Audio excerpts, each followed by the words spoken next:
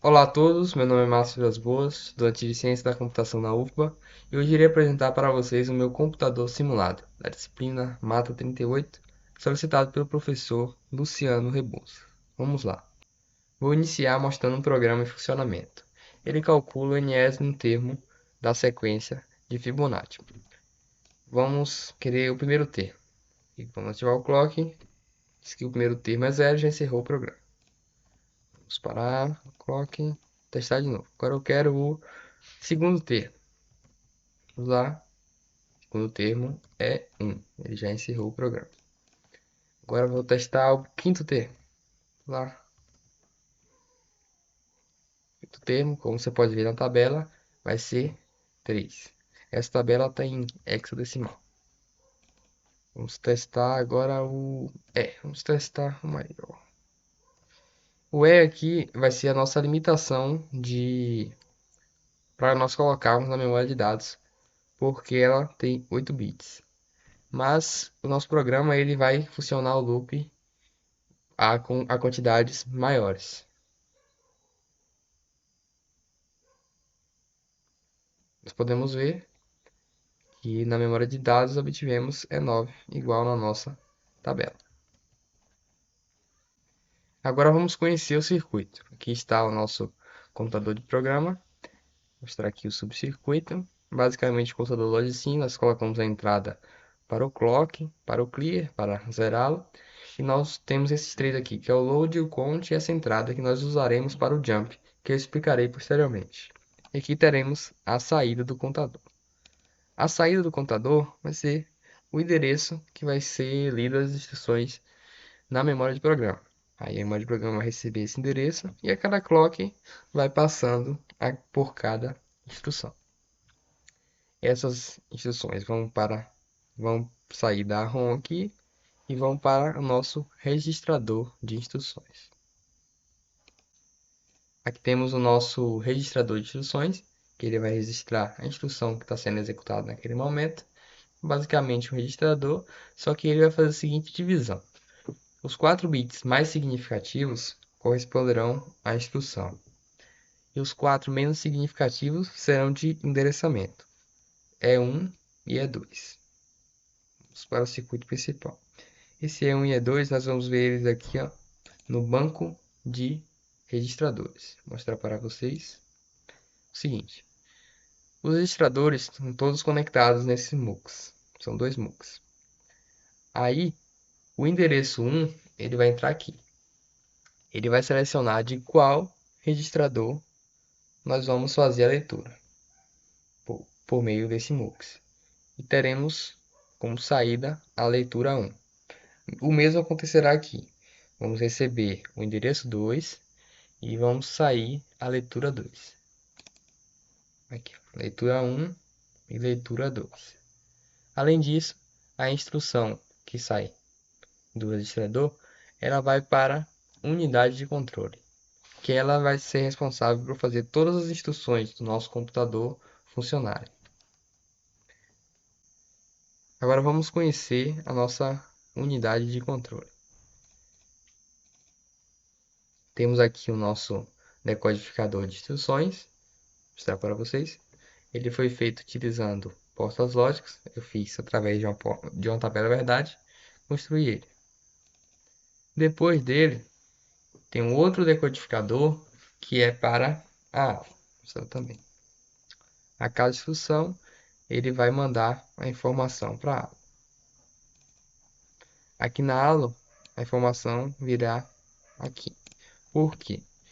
Nós vamos receber dois números e teremos todas as operações aqui. As operações de maior ou igual, eu utilizei uma porta lógica ou. E como a comparação dá como resultado um único bit, eu fiz o seguinte. Eu usei um splitter conectado com 7 ao terra para gerar 8 bits com 1 no LSB. Muito bem. Aí essa informação vai decidir qual operação vai sair como resultado. Por exemplo, 000 vai ser a soma. E aí por diante. A saída da halo, ela vai direto para o nosso registrador acumulador. A saída da halo vem direto para o nosso registrador acumulador. Ele é bem básico, é só um registrador com entrada e a saída, funcionando à base do clock, como os outros. Essa saída nós veremos que ela vai para o nosso banco de registradores. Voltando para a nossa unidade de controle, vou mostrar como funciona a instrução jump.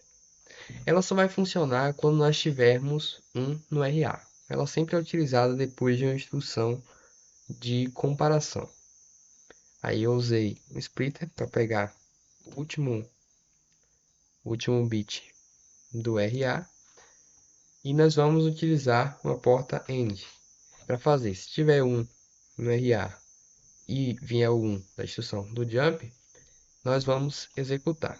Aí vai ter o seguinte: ele vai pular o contador para uma determinada posição. Essa posição vem dos registradores, de um registrador específico, que vai ser da leitura 1. Aí nós vamos ter a entrada e temos o load e o count. Quando os dois forem 1, vai mandar o 0 para o count e o 1 para o load, permitindo que aconteça esse pulo. Essas três entradas aqui vão para o contador, como eu havia mencionado antes. Agora vamos falar sobre o STR e o RDM, que é guardar na memória e ler da memória. Por uma diferença na tabela, o STR vai vir do endereço 1 e o RDM vai vir do endereço 2, o endereço que vai buscar na memória. É o seguinte: aí quando for STR vai liberar o endereço 1, quando for RDM vai liberar o endereço 2. Esse endereço aqui, ele vai direto para a nossa memória de dados, que é o endereço 2. Nós vamos ter o leitura 2, que é para quando formos guardar na memória. Aí temos aqui o STR, que é o store, que a própria memória já nos fornece isso. Quando ele é ativado, vai permitir gravar. E no load aqui, nós vamos ativar o RDM, que é para ler da memória de dados. A leitura da RAM aqui, nós vamos voltar para a unidade de controle. Na unidade de controle, a leitura da RAM vai entrar aqui. Só que nós temos outros dois, que é o L2 e o RA, que eles corresponderão a outras duas instruções, que é o MOV e o MOV-RA. Essas três instruções aqui, elas são de armazenamento na memória. Quando qualquer uma delas for ativada aqui, vai passar a informação que vai ser enviada para o nosso banco de registradores. Além disso, quando uma das três for ativada, nós vamos ativar o nosso demux, que veremos agora. Aqui nos registradores temos o seguinte: esse demux vai ser ativado quando uma daquelas três instruções for permitida. E o endereço 1 vai dizer para qual registrador vai ser enviado, qual registrador receberá essa informação. Nós receberemos de uma daquelas três. E uma das três aqui vai ser enviado para o nosso registrador para fazer o armazenamento. Então nós já vimos o MOV, o MOV-RA, o RDM e o STR. Faltou apenas o HLT, que é basicamente encerrar o fluxo de programa. Ele vai fazer o seguinte: ele vai vir para a memória de programa, para a memória de dados e vai fazer com que elas parem. Eu fiz essa pequena modificação aqui no circuito para nós mostrarmos os registradores no circuito principal. É exatamente o mesmo circuito, só fiz essa mudança para que fosse possível ver a mudança e explicar melhor o funcionamento do programa. É o seguinte: vou testar aqui primeiro com n igual a 1. Vamos lá? Vai começar mandando n para o R0, depois vai mandar 1 para o R1, pronto.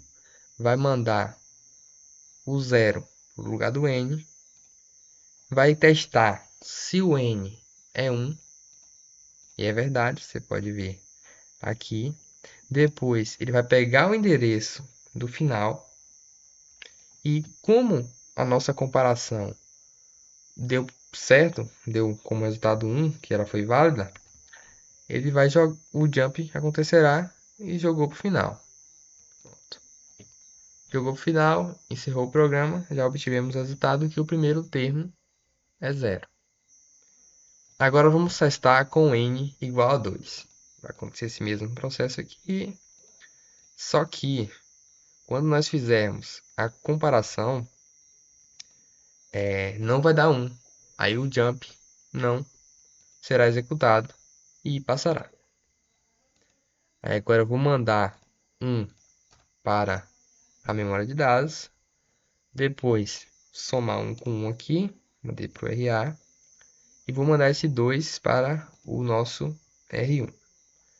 Para quê? Eu vou ver se o nosso N é igual a 2. E é. Como ele é, o que eu vou fazer? Vou pegar, já tenho o endereço aqui, vou mandar para o final. O jump jogou o nosso programa para o final e vai finalizar o nosso programa. E o n igual a 2, temos 1. Vamos testar agora com n igual a 4. Vai acontecer aquele mesmo processo, só que não vai acontecer os jumps, porque o n não é igual, nem igual a 1 e nem igual a 2. Aí, vamos fazer o seguinte, vamos subtrair 2 do n, porque nós já testamos duas vezes, e no R0 aqui, ele vai servir como uma contagem enquanto ele for maior ou igual a 1, vai acontecer o loop. Vamos lá. Já testamos duas vezes, vamos tirar 2 dele e já substituímos. Depois eu vou obter um zero aqui no RA, subtraindo um registrador com ele mesmo. E vou mandar esse zero para o R1. Além disso, vou mandar 1 para o R2. E vou somar o R0 com o R1. A lógica da sequência de Fibonacci está tudo aí.